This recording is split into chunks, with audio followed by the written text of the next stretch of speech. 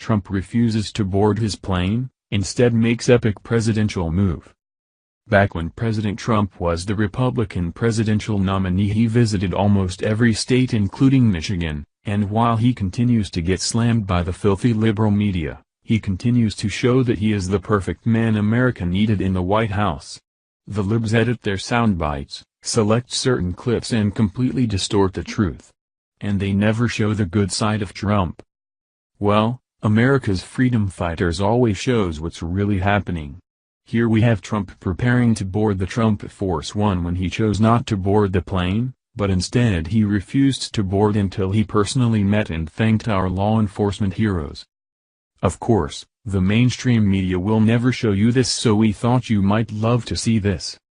Trump wanted to take the time to greet and shake hands of the large line of police officers on motorcycles lined up along the tarmac beside his plane. Trump is the law and order president and is constantly expressing his appreciation for the dedication these officers have to serve and protect. Thank you to all of our law enforcement officers, across America. Can you imagine Obama or Clinton doing this? Hell no. Obama hates the police and Hillary is a brain-damaged drunk. From Breitbart. President Donald Trump had a successful first year, but there were moments when his supporters felt particularly vindicated about their decision to vote for him. Those moments are MAGA moments, when it was clear that Trump was keeping his promise to make America great again. In June, Donald Trump rolled back many of the agreements that former President Barack Obama made with the Castro regime in Cuba, vowing to stand for freedom in the region. The previous administration's easing of restrictions on travel and trade does not help the Cuban people, they only enrich the Cuban regime, Trump said in a speech at the Manuel Artime Theater in Miami, Florida.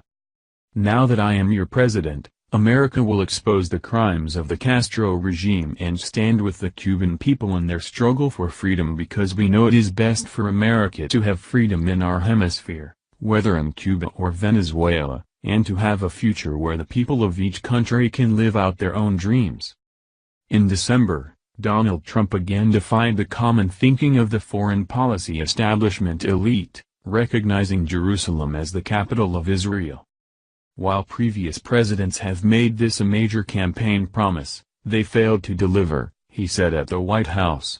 Today, I am delivering. In June, Trump announced his decision to withdraw from the Paris Climate Agreement, fulfilling another campaign promise.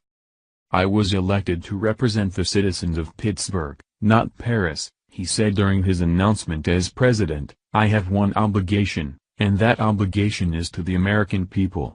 The Paris Accord would undermine our economy, hamstring our workers, weaken our sovereignty, impose unacceptable legal risks, and put us at a permanent disadvantage to the other countries of the world.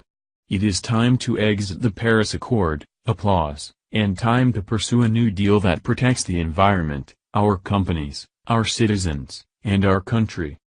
There are so many wonderful accomplishments that we will do another article on those amazing achievements.